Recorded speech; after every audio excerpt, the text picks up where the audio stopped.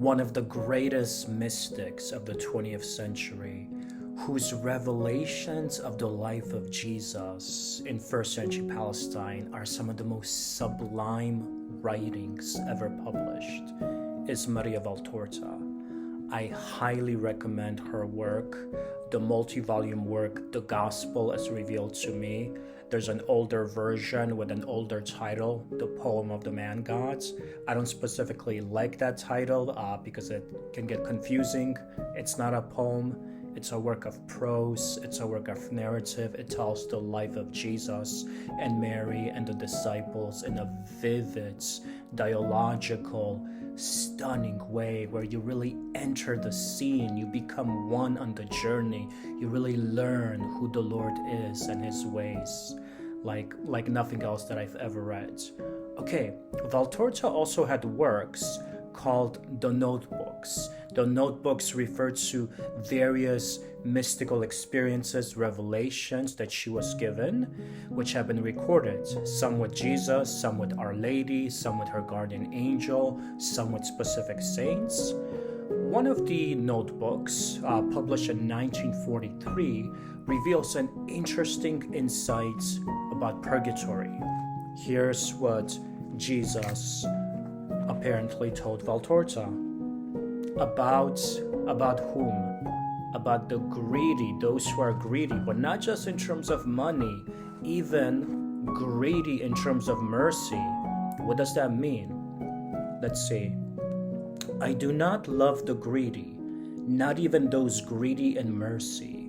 There are many who pray for themselves, use indulgences for themselves, and feed on me for themselves.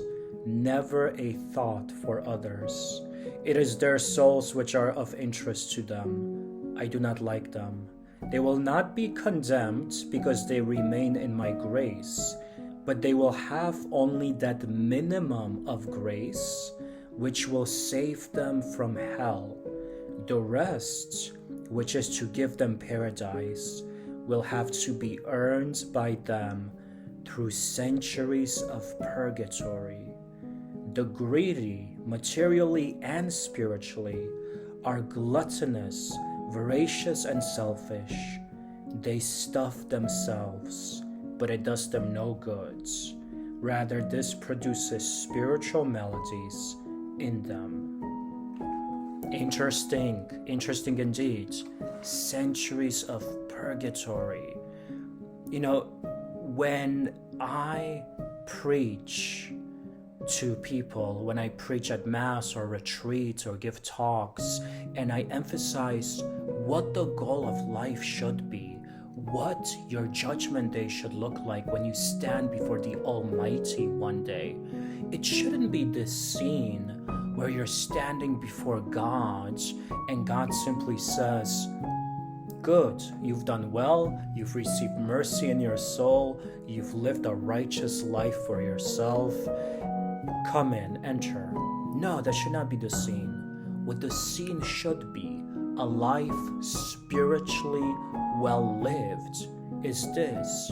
You come before God Almighty and He says to you, look around, look at all these souls, look at these hundreds or thousands of souls who are somehow in heaven because of your life, your prayer, your fasting, your generosity, your sacrifices, your example, your intercession.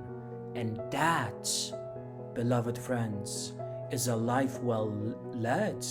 That is what we should aim for, because what Jesus is speaking about here in these revelations, it's simply living a fulfilling life that honors Him by selflessly interceding for others. Pray for those who are far from God.